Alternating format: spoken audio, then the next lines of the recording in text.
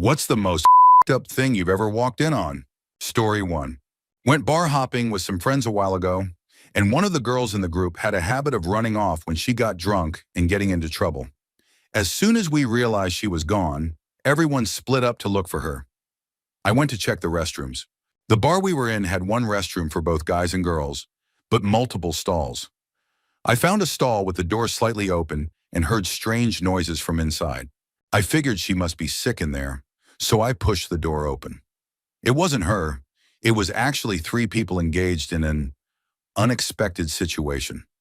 I slowly backed out, had a cigarette, and called it a night. Story 2. 2 things. First was around 2000. I went for a job interview, and apparently no one told the guy who was supposed to interview me that I was coming. Some of the guys from the company pointed me to his trailer, and me being 19 and clueless, just knocked twice and walked in. Well, this big guy was sitting with his legs up, watching something inappropriate loud enough that I knew what was happening. Thankfully, I didn't have the right angle to see anything directly. I apologized and walked straight out of there. I wanted no part of that job. The second time, I got hired as a deckhand for a tugboat, probably about 6 months later. I walked on the boat, and the first thing you see when you enter is the galley. I noticed some pots with white powder on the side of them, and instantly recognized a familiar smell. I had tried certain substances before and knew exactly what was going on. The captain and the mate were clearly up to something illegal. So I called the company and let them know I appreciated the offer, but I wouldn't be working for them. I wasn't going hundreds of miles offshore with people like that in charge. No thanks. Story 3. A couple of years ago, I went to my grandparents' house because I needed some tools I was sure my grandpa had in his garage. I was greeted by Grandma, who told me Grandpa was in the garage doing some work. All good so far. I walked to the garage in the backyard, opened the door and said, "Hey, Grandpa, do you remember that Oh no. Oh no. Grandpa was very busy watching some vintage 80s videos on a dusty old TV. I backed out immediately, pretty shocked, and just walked home. We live close to each other. Small town. When I got home, I found my brother, looked him straight in the eye and said, "Dude, I just saw Grandpa doing his thing to some vintage tapes in the garage." We stood silent for a second and then burst into uncontrollable laughter for a good 5 minutes. Tears were rolling down our faces. Grandpa was 90 at the time. If at that age you still have the willpower to entertain yourself, then hey, good for you. We never spoke about the incident again, and Grandpa never mentioned it either, but boy, the next family reunion was something else. Story 4. It's been a while since I shared this. A walking-in story from a party we had when we were all about 17 to 18. A couple of hours in, everyone had arrived except one of the birthday girl's best friends. She eventually called and asked if she could bring a guy she met at a club. His name was apparently Sketch. About half an hour later, they showed up pretty drunk. After about 15 minutes, we realized they had disappeared upstairs. The birthday girl didn't want them fooling around in her bedroom, but no one wanted to walk in on them either. So we sent the drunkest guy at the party to go get them. He stumbled upstairs and about a minute later came back down looking pale and disturbed. He sat down and we asked what happened. He said, "I went up and opened the door and he was with her, and then he looked at me, and I think he was a vampire. There was blood all over his mouth, so I left." Turns out they had started fooling around and it became clear it was her time of the month, but Sketch decided to carry on anyway. We had accidentally sent the one person who, in his state, was completely unprepared to process that. He looked absolutely wrecked for the rest of the night. Story 5. My pregnant wife had a diabetic seizure in our bed after I got home from work. I can honestly say I never knew fear before this. Full story below. It was a typical day. I went to work early in the morning. At the time, I was working for a call center we jokingly referred to as Hell X. During this time, my wife was about 7 months pregnant with our daughter Zelda. Yes, we are huge nerds and even ensured her initials came out to ZOD. She had many ups and downs with her blood sugar because of the pregnancy. So I always made sure she had her medical supplies and snacks with her, just in case. After a long day of hearing people complain about candy bars and processing a couple hundred emails, I finally clocked out and headed to our little apartment near the downtown Wilkes-Barre Square. As I walked towards our door, I heard my wife screaming incoherently in pain. I froze for a brief moment, thinking she may have gone into labor. I immediately unlocked the door and ran inside. To my absolute terror, my wife was lying in our bed, flailing her arms and legs violently while foaming at the mouth. She had taken a nap, and during that time, her blood sugar had dropped into the low 20s. There are two types of diabetic seizures, the mild shaking kind and the extremely violent kind. This was the first time I witnessed one of the violent ones, and with it also threatening our unborn child, it only amplified my fear. I quickly calmed myself, grabbed a glucagon shot, and ran back to her. I injected her in the thigh and started massaging the area so it would absorb faster. After about 2 minutes of uncontrollable shaking, she finally came back. She and the baby were fine, and now our little girl is 4 and healthy as ever. Needless to say, that was the scariest moment of my life. And I've been in a lot of frightening situations, from car accidents to skydiving, but nothing shook me like that moment. Story 6. I was a flight paramedic at the time. Our helicopter was down for maintenance, so I joined a ground unit at 3 a.m. to respond to an abdominal pain emergency with their crew. We arrived to find a man in his late 50s sitting on the bathroom floor in his underwear, which were no longer white. There was fresh and dried blood all over him, the floor, and the side of the bathtub. It looked like a crime scene. We honestly thought he had been shot. His skin was pale, but he was totally awake and alert. He said the abdominal pain had been severe but intermittent since midnight, and that he had started throwing up blood shortly after.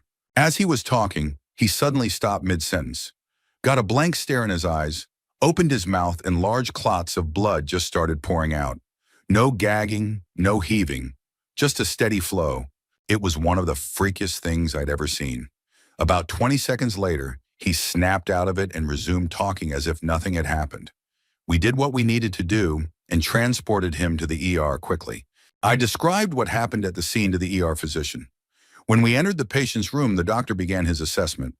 As the patient was talking, he suddenly got that same blank stare and had another round of blood clot vomiting, exactly like before. The doctor looked at me and said, "Well, I've never seen anything like that before, and I've seen a lot. I still get chills thinking about it, and this happened over 15 years ago." Story 7. I used to work at a grocery store from ages 16 to 18. Mostly as a bagger. We had a few employees with special needs, and they were all great, but one in particular often got himself into trouble. We'll call him Adam. Adam had a habit of spending a lot of time in the restroom during his shifts, sometimes up to 2 hours at a time. Usually our managers would ask his job coach to retrieve him, but on one occasion, the coach was unavailable, so I was asked to go get him. What I walked in on was nothing short of astonishing. Not only had he been hanging out in the bathroom for hours, he had apparently found a way to pass the time. He was completely undressed, lying on the floor with his clothes neatly folded next to him. The worst part? He had taken a few of the employee graduation photos, ones we had posted to celebrate staff milestones, and brought them in with him. It was one of the most unexpected things I had ever witnessed at work. Story 8. Oh man, I've got this one. This happened maybe 15 years ago, at a very tame house party with just a few people. There were maybe 6 of us, and it was supposed to be a quiet, friendly get-together. One guy got very drunk, and quickly. He started getting confrontational and rude, so we told him to go chill out in another room. About 30 minutes later, we checked in on him and found him asleep. We figured he was out for the night and left him be.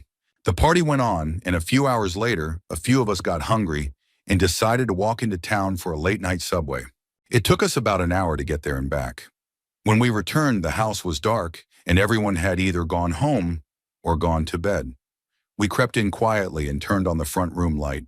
The guy who had been passed out earlier was now lying face down on the floor, pants around his ankles, and a Barbie doll was, well, let's just say it was in a place it absolutely shouldn't have been. We saw it, turned the light off, and backed out of the room. This was back when camera phones were rare and expensive, so no one even thought of taking a photo. But if it happened now, you better believe it would have gone viral. We went to sleep elsewhere in the house. In the morning, the guy was gone, but the Barbie doll was still there. The party host quietly cleaned up the remains, and none of us ever brought it up again. Story 9. I used to live in a really rough neighborhood. Like, seriously rough. So one day, 7-year-old me got tired of playing safely in the gated community streets with my friends and decided to go out through a tree that was growing over the gate. There was a store just 1 block away where I could buy candy. I gathered my gear, an old blanket turned into a rope, and with some help I climbed outside. Well, it just so happened that the local militia was executing someone. I heard a scream and ran to see what was happening, just in time to see 5 men, 2 holding a guy against the wall, 1 cutting his stomach open, and another one overseeing everything. I arrived just in time to see his intestines hit the floor.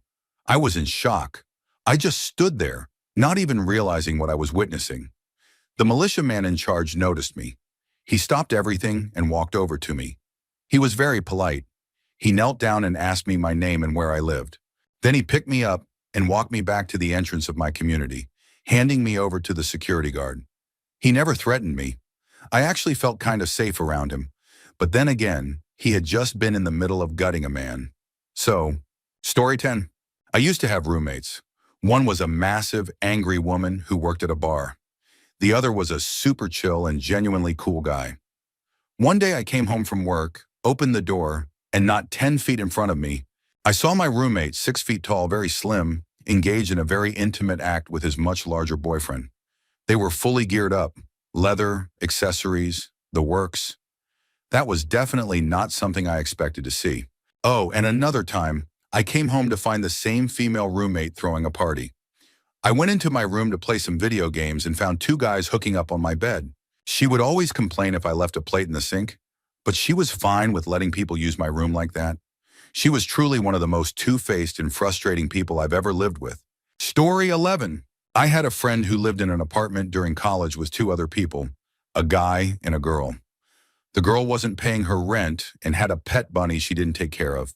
My friend spent most of his time either in his room or out of the house because being around the other 2 was so toxic. They were always fighting. Eventually, things boiled over, and the guy jokingly told my friend that he threatened to harm the bunny if the girl didn't pay up. At the time, my friend and I were out, but when we returned to the apartment, we found that he had actually gone through with it. He had beaten the bunny with a bottle, skinned it, and hung it upside down in the shower to drain the blood. He was wearing the pelt on his head with the most disturbing grin on his face. After draining the body, he cooked and ate it, then left the bones out on the table for the girl to find when she came home. Karma caught up with him quickly. He later hit and killed a pedestrian with his car and fled the scene. They caught him on camera, and he's now in prison. Story 12. This happened when I was in secondary school. We were both in year 9. I was hanging out with a mutual friend at the time, and we decided to go over to this guy's house to see if he wanted to hang out, maybe smoke a joint or something. We got there, knocked on the door, and his mom let me in, saying he was upstairs. I went in alone and headed upstairs. I checked his room, no one there. So I went to his brother's room. I opened the door, and I was stunned. His brother was lying on his back with his legs in the air, and my friend was fully engaged in an act with him. My friend turned and looked at me, and I froze like a deer in headlights. His brother ran past me to the bathroom, and I quickly left the house. I explained everything to my friend outside, and we walked away in silence. Later, that guy told everyone at school about it and blamed me for spreading it. Maybe don't do that with your own brother then? We stopped hanging out after that. Story 13. So, for starters, I am deaf, hard of hearing. This is important to remember. So like 5 to 6 years ago, my mom was in the hospital. She has since passed away. She had been there for weeks, recently recovering from cancer surgery. She shared the room with another woman. The other woman was pretty loud and demanding, so much that even I could hear her sometimes shouting. One day I was seated, playing Bejeweled on my phone, I think, while her son and daughter were near her bed. I was just in my chair doing my thing, but occasionally glanced at them because they were kind of shouting at her and crying. I thought maybe they were having some argument or something. I shrugged and continued playing. About 15 minutes later, my mom asked me to move her. She wanted to get out of the room. I did so grudgingly because my mom was in a state where moving was the last thing she needed. But when we were outside the room, she looked at me, kind of worried, and told me that the woman had just died. And it was better if we were outside so her family could say their final goodbyes. And I was like, what the heck? Someone died 2 meters away from me, and I was playing on my phone and didn't even notice. No one, nurse, doctor, anyone, was called, at least not that I noticed. I know I'm deaf and somewhat absent-minded, but come on. I asked my mom, and she very calmly, She had worked in a hospital for 35 plus years, told me that the doctors had already informed the family that she would pass away that day or the next. She hadn't told me because she didn't want to make me anxious. There were shortages of beds and rooms, so we couldn't move anyway. There was nothing to do but wait for the woman to pass. I started crying right there, almost hysterical. I think it was because I was thinking about my mom and her illness, and how sudden everything felt. I don't know, I was in shock. We walked a bit. My mom really shouldn't have been out of bed. She was very ill. 2 hours later, we returned, and the bed was clean. The woman and her family gone. A few hours later, another lady took that same bed. It had been cleaned thoroughly, and that was it. Some months later, my mom died, but at least we were alone with her, and there were no strangers in the room playing on their phones. It's still really strange and kind of sad when I think about that day. Story 14. I walked in on a guy I know detoxing from Xanax. It was the most bizarre night of my life. In no particular order, he had a seizure on the floor, denied having a seizure, ran from the hospital we took him to, punched a nurse, and headbutted his mom. He was about to tell me and my friend Jake some deep, dark secret, then thought better of it. He literally locked his lips and mimed throwing away the key. He brushed his teeth like 20 times. At one point, he took a sip from a water bottle we gave him and spit it out, asking if it was poison. He accused my friend of being a Cylon from Battlestar Galactica. Never seen the show. Not even sure I spelled that right. At the hospital, his mom asked me and Jake to go back to his condo and let the dog out. The door was locked, so we broke a window. I got cut on the glass. So the night ended with me mentally exhausted and bleeding. There were a few other things that happened, but those are the highlights. Don't do drugs, kids. Story 15. This happened years ago in a city far, far away. I worked late at my IT job in San Francisco. As I entered the city center BART station, someone came running up to the ticket agent at the turnstiles yelling that his buddy was hurt and needed medical help. The agent and I went to the stairs that go all the way down to the BART level. I looked down and saw a man sprawled out on the stone floor with a pool of blood around his head. I ran down the steps and started giving first aid to the best of my limited ability.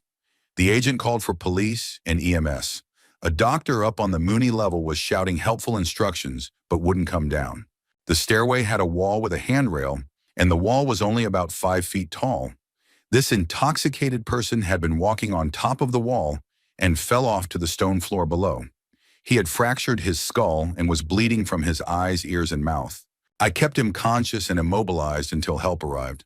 A freelance camera crew showed up way before police or EMS. At the time, I thought that was the most messed up part of the night. But a couple months later, I was contacted by a lawyer from BART who wanted to depose me. Turns out the guy was walking on the wall, but one of his buddies had pushed him. And now the injured guy was suing BART. Story 16. I was working Meals on Wheels transportation in a very rural area. It was a bad, snowy day, and I was running an hour behind schedule. I had just finished food delivery and was starting on medical appointment pickups.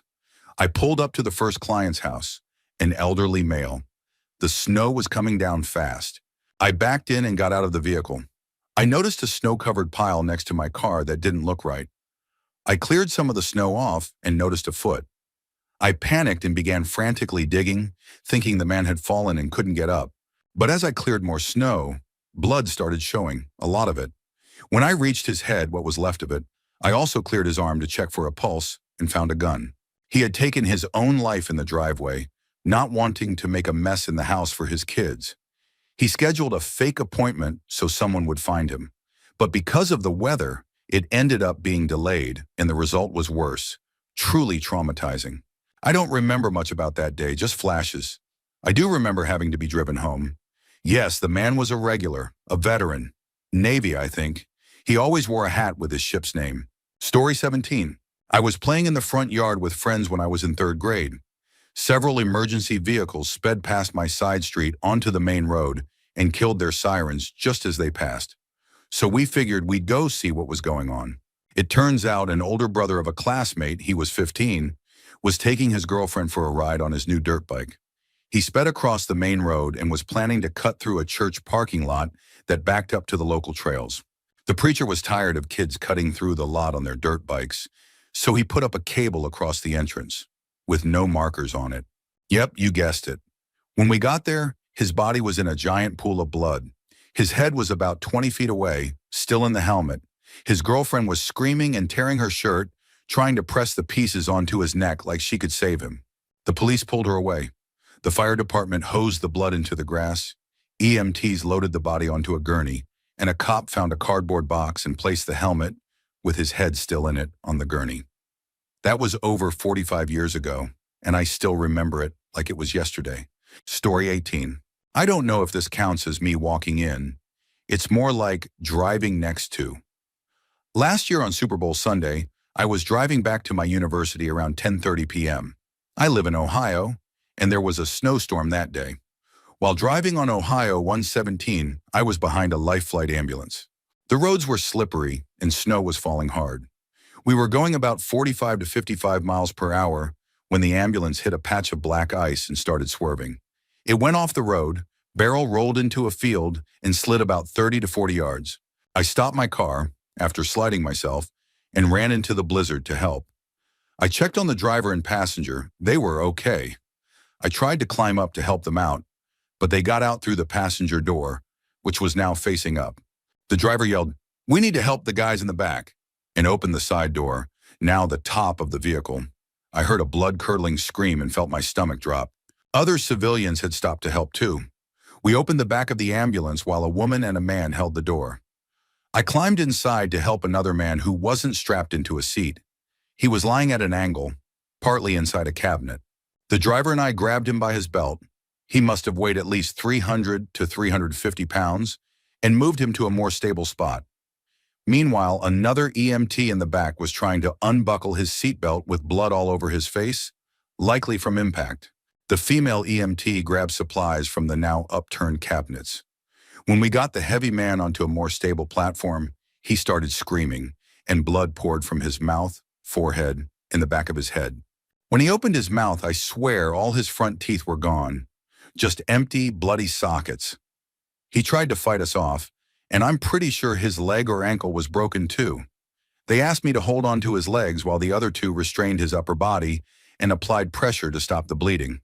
The female EMT cut open his right pant leg, then inserted a needle, I think near or under his knee, to administer ketamine and fluids to calm him down. Meanwhile, the civilian woman was on the phone with 911, struggling to give them our location. She was from Georgia and unfamiliar with the area. I told her we were on State Route 117, just north of Huntsville, right after Fion and Classic Swing, a local winery. Eventually, the fire department, sheriffs, and another ambulance arrived. I gave a statement and left to watch the Eagles beat the Patriots. As crazy as it sounds, the adrenaline rush was incredible. It was my senior year and I was majoring in criminal justice. I've always wanted to help others, and that event solidified it. I found out a few weeks later that the man had been life-flighted due to internal brain hemorrhaging, but he survived. It felt amazing knowing I helped save someone's life. Story 19. A close friend of mine died by suicide in February. I was basically his local next of kin. His parents were elderly and far away. So I was in touch with the police and real estate agents, which meant I went with them to assess the house and look for important documents like his will. I expected the house to be clean. My friend was obsessed with keeping things neat, but I'll never forget walking in and feeling the weight of what he must have gone through. The house was destroyed.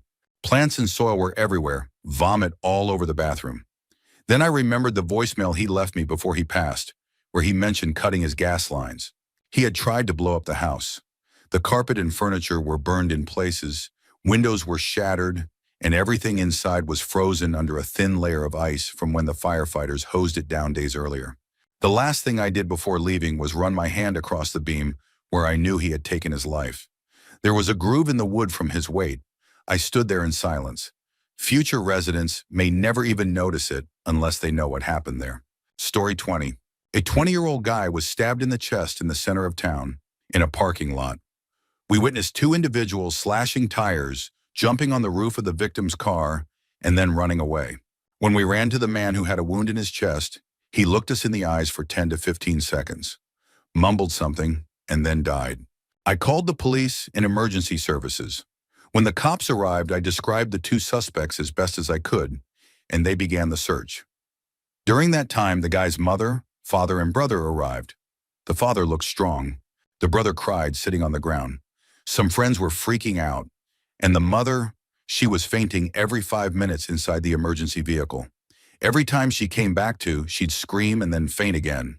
Two officers kept us three, me, the brother, and a friend, aside since we were the first on the scene and key witnesses. An hour later, a higher-ranking officer took us to his car and drove us to the police station to file a full report.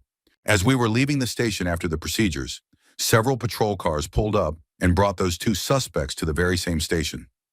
I said nothing. I was in shock that whole night. 6 months later, we were called to testify in court. After we gave our statements, the suspects pleaded guilty and were sentenced. One was 21 years old. The other, only 14.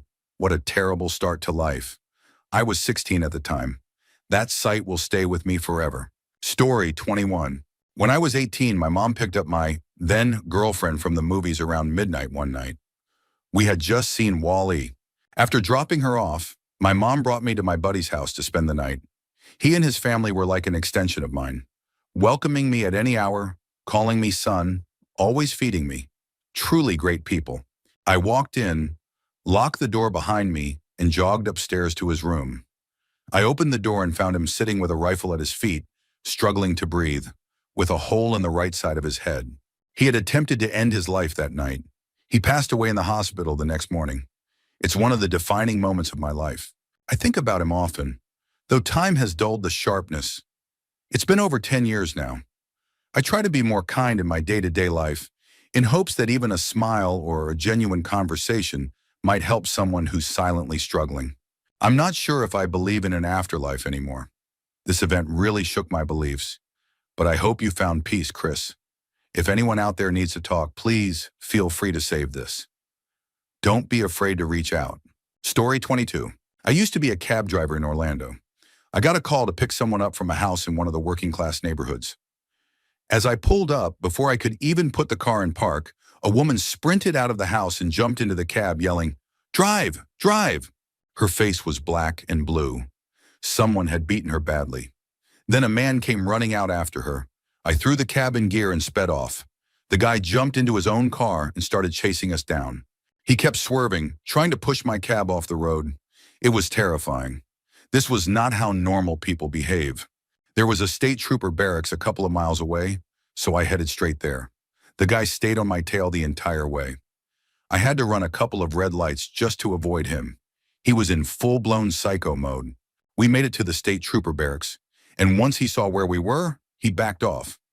I guess he realized he wasn't ready to fight me, her, and 20 state troopers. Story 23. I used to be a manager at a $40 a night motel, a place known for some really rough clientele. One of the worst experiences I had was when we had to evict a family of 4. The parents were both in their 70s, and their 2 sons were around 40. The sons complained constantly about their health and said they were having seizures regularly. When we finally kicked them out, I entered the room and was hit by a wall of warm, humid air that smelled like a combination of urine, feces, sweat, and meth. It felt like getting punched in the throat. The bathroom was covered in trash. The toilet had been clogged for who knows how long, and they had continued to use it. There were jugs of urine everywhere, and the carpet was soaked. Trash was piled up so high in some areas that it came up to our knees.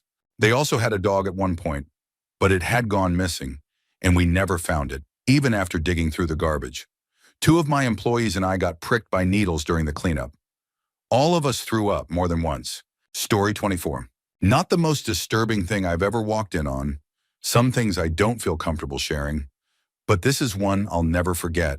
Before our first daughter was born, we asked one of my wife's coworkers to stop by our condo while we were gone and check on our cats.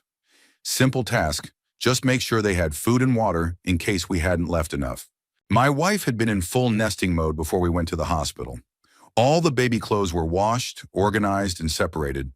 Doubles of items we had received at the shower were neatly stacked in bags so we could return them. The house was spotless and perfectly arranged so that once we came home with our baby girl, she was all we had to focus on.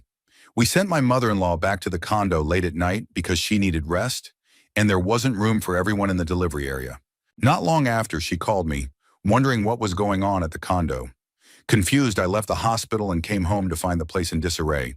Sheets had been pulled off the bed and crib, stuffed into the washer and dryer, starting to mildew since they hadn't been dried.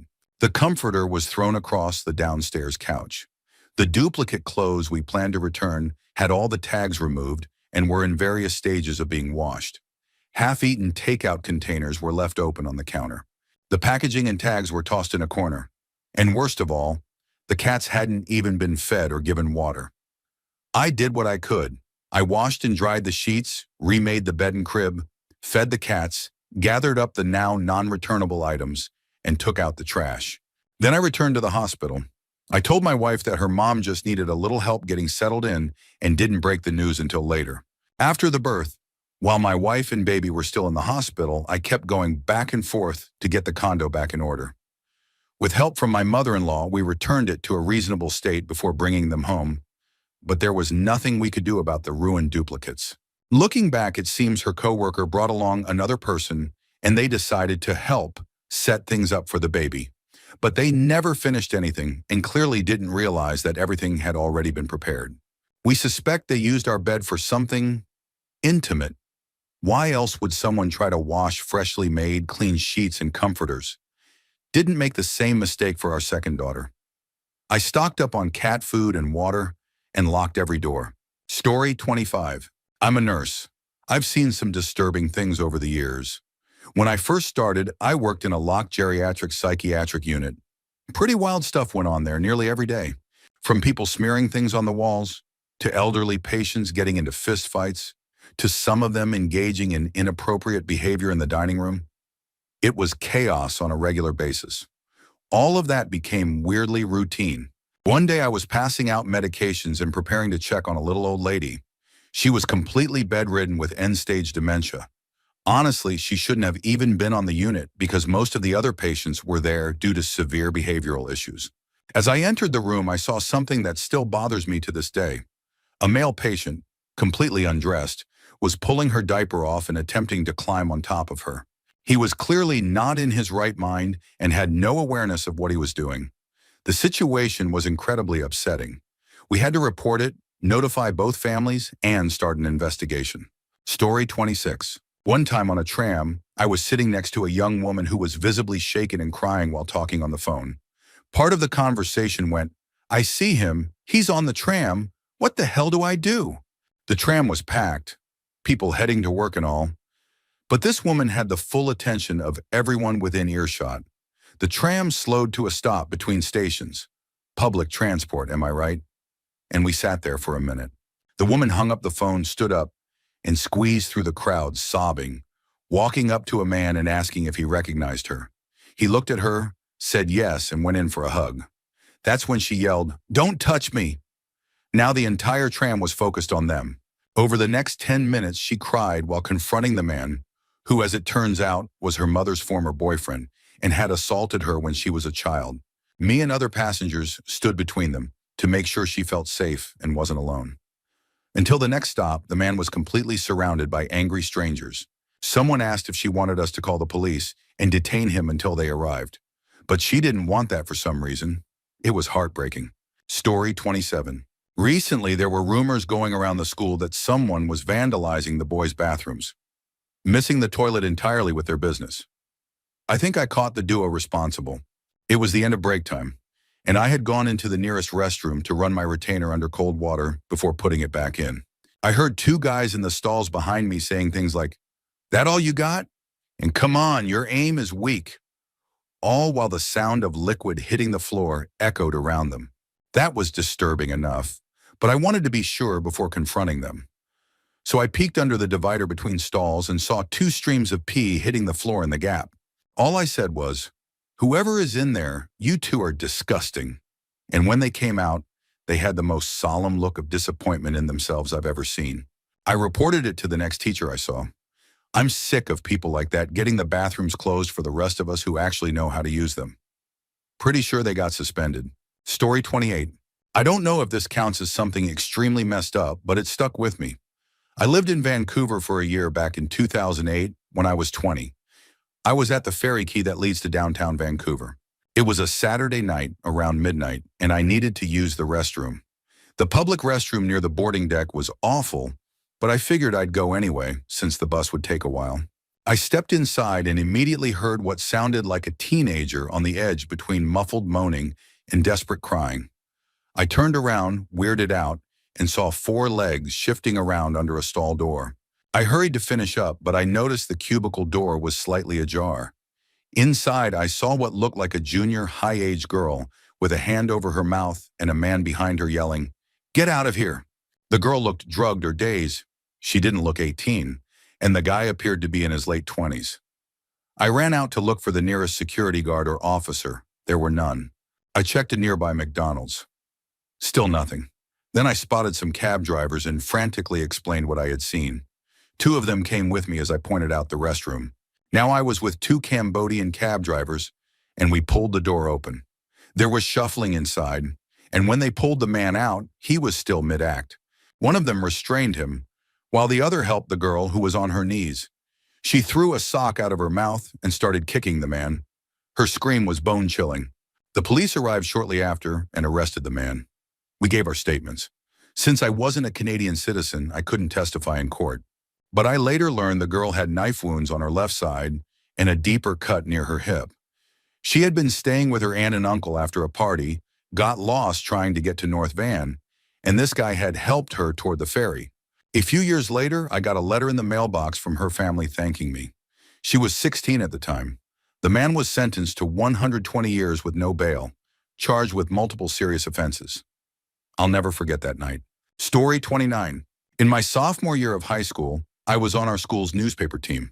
I was the sports editor, but covered other topics when needed.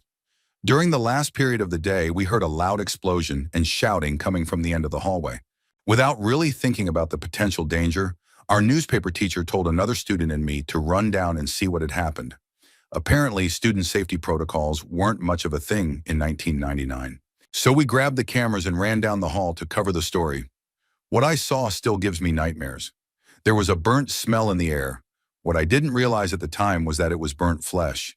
There in the hallway was one of my friends and a couple of other students, burned and smoking. Inside the classroom, students were screaming in a way I didn't even know was possible. The chemistry teacher had been conducting an experiment. Something went terribly wrong, and the lab literally exploded in their faces. There I was, camera in hand, seeing my friends severely burned, my 15-year-old self frozen in shock. We ran back down the hallway, yelled into the office that students were hurt, and returned to our classroom. I sat there for the rest of class, just staring at the camera, thankful I hadn't taken any pictures. Thankfully, no one died, but one girl suffered severe burns over much of her body, and several others were injured, though less severely. The girl who was badly burned later married a former addict who had burned himself in a meth explosion. He's clean now, and together they tour schools to talk about overcoming extreme life obstacles. Still, every once in a while, I catch a scent that brings that moment rushing back. Story 30. My dad once wanted to take me, my sister, and our mom to a museum. This was back before navigation apps were really a thing. We arrived at a building that definitely looked like a public institution, but there was no sign or anything confirming where we were. We walked in. People saw us, but no one said anything, so we didn't think we were trespassing. The weird part was that nothing we saw matched my dad's description of what the museum should have contained. We went to the second floor, and it looked like the kind of lab kids imagine when thinking of weird science experiments. There were things in jars, organs, animal fetuses, and similar specimens. Now, this next part might be my young brain exaggerating, but I distinctly remember seeing what looked like a human fetus in one of the jars. Needless to say, that ended the museum trip. We left immediately and went to get ice cream instead. To this day, I have no idea what that place actually was. Story 31. I was about 8 years old watching cartoons on a Saturday morning around 9 a.m. when I decided to go wake up my parents. They were still in their bedroom, which was odd at that hour, and I was a little concerned. I tried the door. It was locked.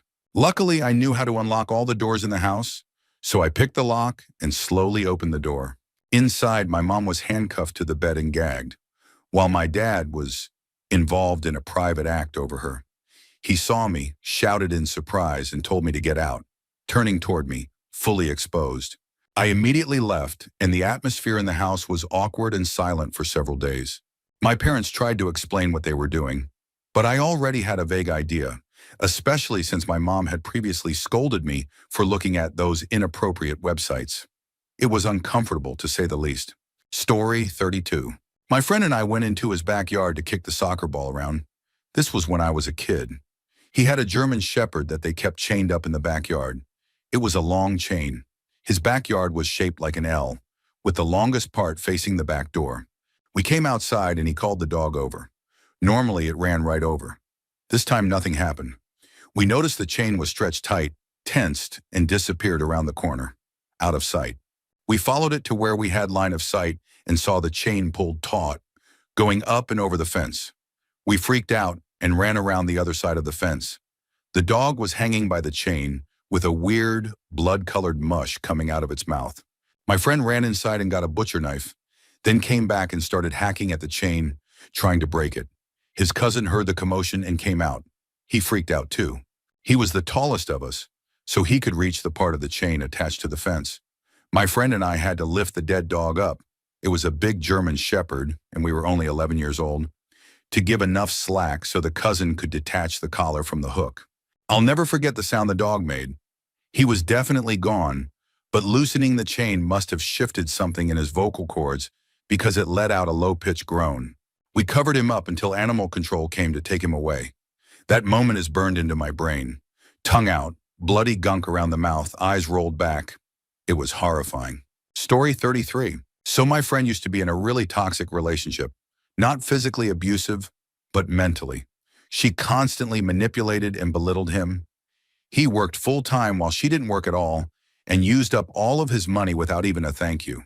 Even though he was working 10-hour days, she sat around playing video games and refused to clean. He tried to keep the place tidy, but eventually gave up since she would just make it worse the next day. That was the final straw, and he broke it off. A week later, I went with him to pick up his stuff since he didn't have a car. That flat was the worst place I've ever stepped into. Honestly, like something out of those Homes from Hell TV shows. They had 2 rabbits and 4 cats. The rabbits were fine, but cat poop was everywhere. The litter trays were overflowing, and it was smeared into the carpet. I almost threw up the second I walked in. She was a massive collector of gaming merchandise, and if it had been kept tidy, some of the stuff would have actually been really cool. But instead, it was scattered everywhere. On the shelves, the floor, under the filthy sofa. There was dust everywhere, and it swirled up when you moved anything. Words can't describe how bad the smell was. That's what really got to me. Story 34. My ex-girlfriend said she had to stay late for a staff meeting. She worked at a high-end restaurant. I was at a friend's place waiting for her to text me when she was ready to be picked up. The whole time, she was Snapchatting me saying things like, "This is so boring," and "can't wait to leave." It was around 2 a.m., and I'd had a few drinks. On my way home, I decided to stop by her job, thinking there was no way she'd be much longer. The restaurant had big floor-to-ceiling windows. You could see straight inside from the street.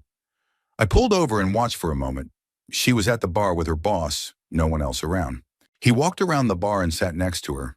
He showed her something on his phone. Then they started kissing. Almost before I could even process it, she dropped to her knees and began performing a Sewell act on him, right there, in front of those big windows. I couldn't let that go on. I turned the car on and drove directly toward the place. The story goes on, but that was easily the most traumatic thing I've ever witnessed firsthand. I never really recovered from it.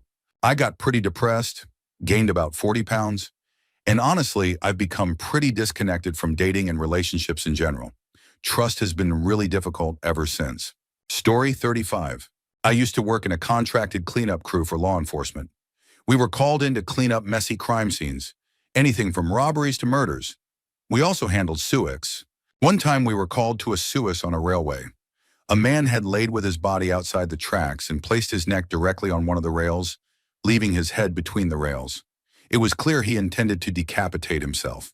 Sure enough, a train came through and did exactly that. His head ended up in the middle of the tracks, white as a ghost, and his body remained where he had positioned it. His neck had been crushed so flat against the rail that it looked paper thin. Once police had finished their part, we had the unpleasant task of removing the remains. When they lifted his body, his neck kind of opened up like the top of a Ziploc freezer bag full of soup.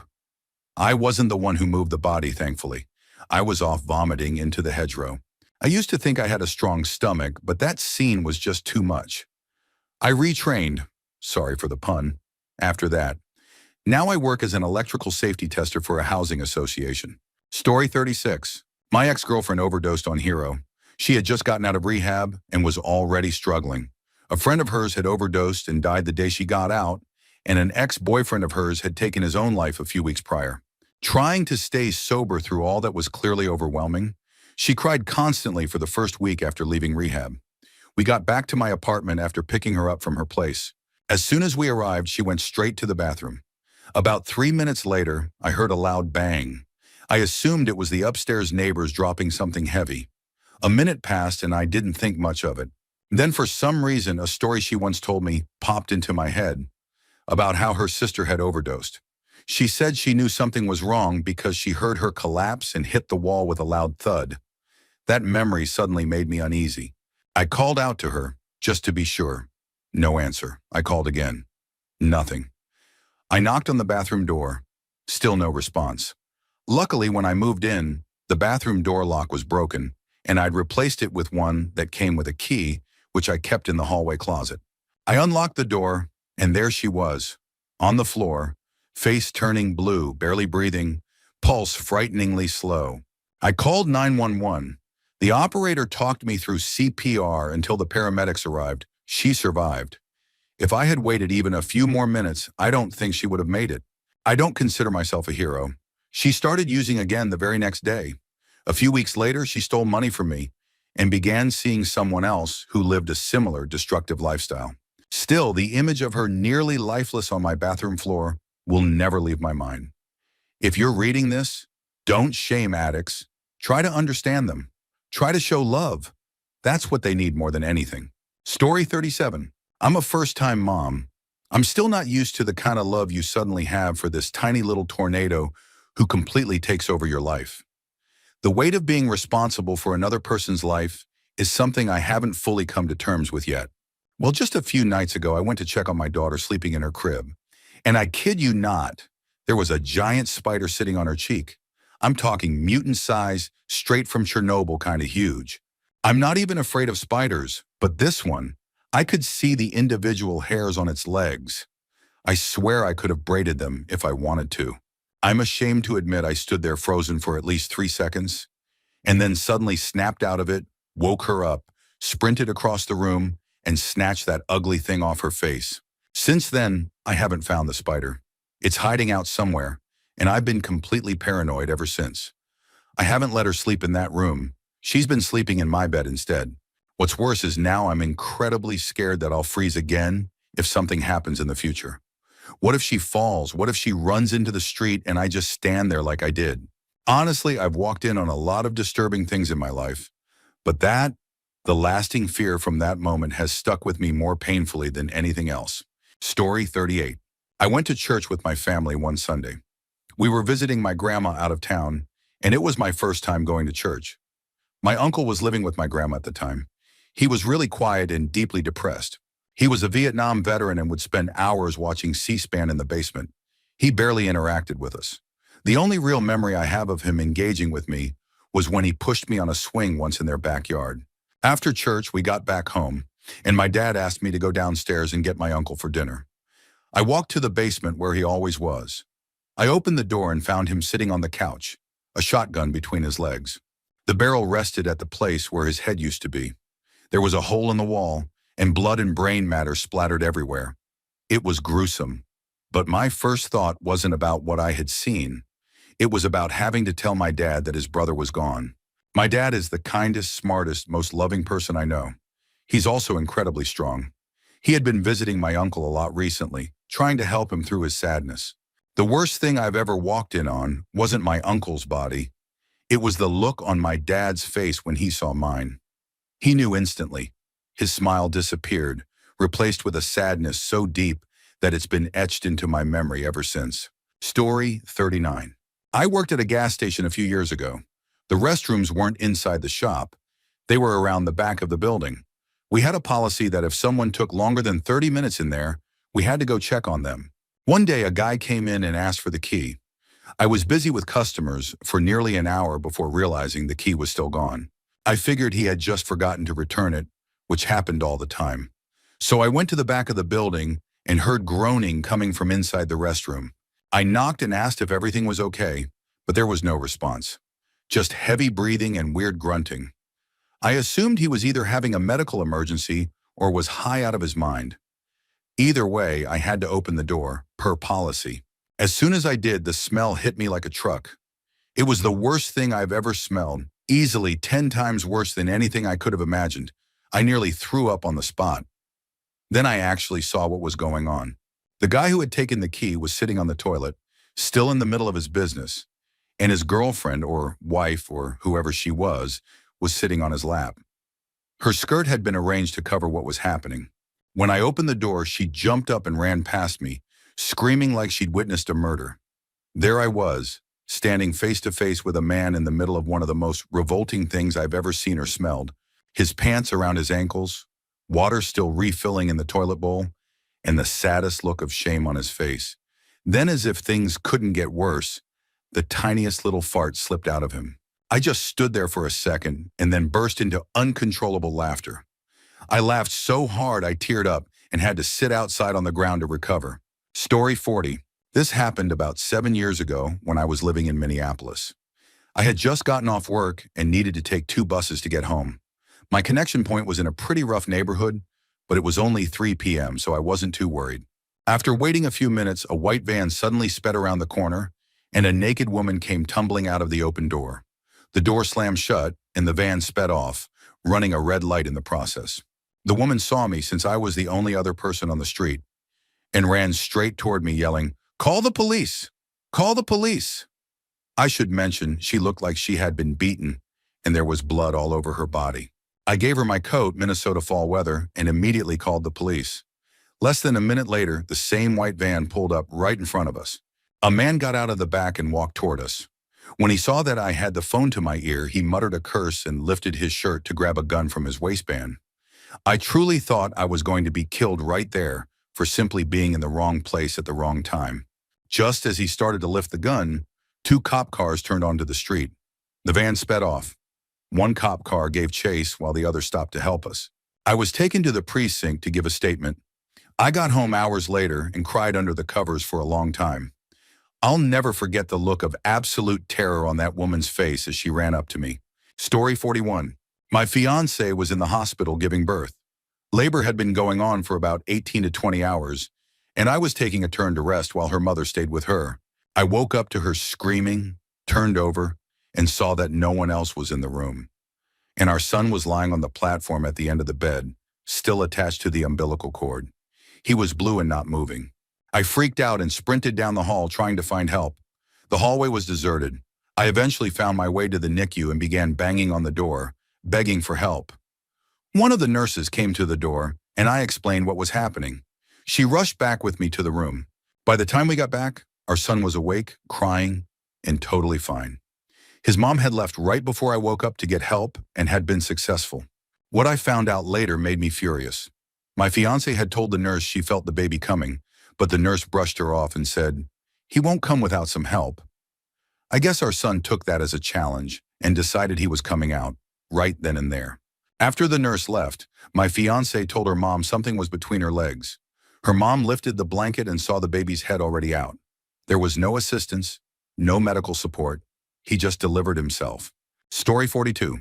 Dodge Elementary School in Amherst, New York, 1994. I was a sophomore in high school at the time, hanging out with 4 friends, also former students of Dodge. We had each taken 2 hits of acid. It was around 11 p.m. on a Friday in the summer, and we decided to go to the school's roof, smoke a little weed, and trip together. There were cars in the parking lot and lights on inside the building, which we thought was odd, but we were tripping, so whatever. After spending some time on the roof, we walked around to a darker area on the side of the building. That's when we saw it. Behind a tree in the moonlight, we noticed a guy just switching positions with a woman, going from one angle to another, and then going at it. He was mid-action when they both turned and locked eyes with us. We were teenage boys frozen 10 feet away staring. We all stopped, stared back, and then, unable to hold it together, started laughing hysterically and fell over. One by one, just rolling around in the grass. By the time we pulled ourselves together, the couple was gone. It wasn't a hallucination. This acid wasn't like that. We saw what we saw. Apparently, some faculty or staff had private sessions at the elementary school on weekends. Story 43. I used to work at a small startup company that was trying to replicate the business model of Groupon when it first became popular. It was located in a huge corporate building. I had the early shift, and we had to park across the street in the public parking lot of a massive outdoor mall. One morning, I got out of my car to put my belt on. I was running late, and I heard a loud bang. It was so loud, I honestly thought a car had driven off the top of the parking structure. I went to investigate and discovered a woman barely clinging to life. She had jumped from the top of the 4- or 5-story parking garage. Since it was early in the morning, there were only 2 of us around. Thankfully, the other person nearby was an off-duty firefighter or paramedic. I don't remember exactly, heading into the 24-hour fitness at the mall. He knew what to do. We were the only ones there. I immediately called 911 and flagged down the arriving emergency responders when they got there. They couldn't save her.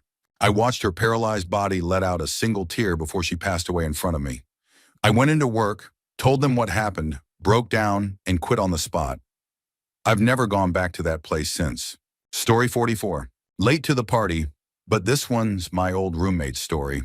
He used to work as a server at a well-known local steakhouse. One day he picked up a shift for a coworker and was serving 2 men, both in their late 30s or early 40s. Everything seemed normal. They were having a regular conversation, ordered a nice meal, spared no expense. Nothing seemed off at all. When my roommate brought them the check and went to the back to grab food for another table, he suddenly heard 2 gunshots.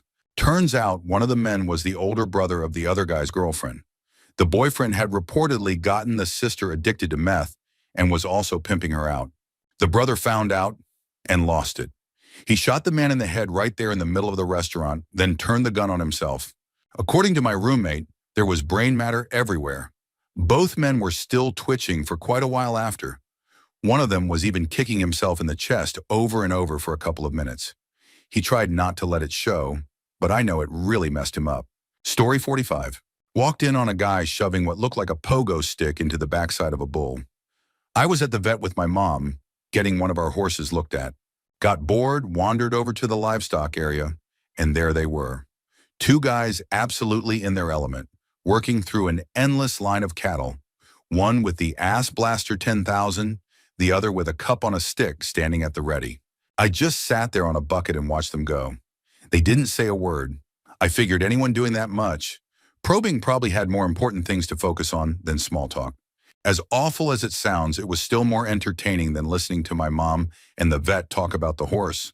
I'd already seen the entire forearm disappears into a horse's backside trick more times than I could count. It had lost all novelty. At some point, I started to wonder what goes on in the minds of large animal vets, because apparently an arm in the rear is their version of a handshake. If a finger in the bum is an oil check, then this was a full-blown expedition. Later on, I asked the vet what I had actually witnessed. She explained the process of electroejaculation. Apparently, the Ass Blaster 10,000 delivers light electric stimulation to the bull's colon to encourage a sample, while the cup guy waits in anticipation to collect it. The sample gets tagged, stored, and they move on to the next animal. It made more sense after that, but it's still seared into my memory as one of the weirdest things I've ever seen. Story 46. I managed a halfway house for about 9 months after living there for 9 months myself. We'll call one of the residents John. John's parents were coming to pick him up for Thanksgiving so he could be with his family, people he hadn't seen in over a year. His roommate told me that John had been in the bathroom for a while, and his parents were already there waiting. The shower was running, so I knocked to let him know he should probably hurry. When I didn't get a response, I got a bad feeling. I picked the lock and opened the door. He was lying between the sink and the toilet. Foam was coming from his mouth along with blood, from both his mouth and nose. His lips were swollen and purple, face pale. A needle and spoon sat on the sink. This wasn't the first time I had walked in on someone who had overdosed, But it was the first time that person's parents were standing right behind me. His mother screamed immediately. His younger sister, maybe 10 years old, was with her. I will never forget the sounds they made, the look on their faces, combined with the image of how John looked in that moment.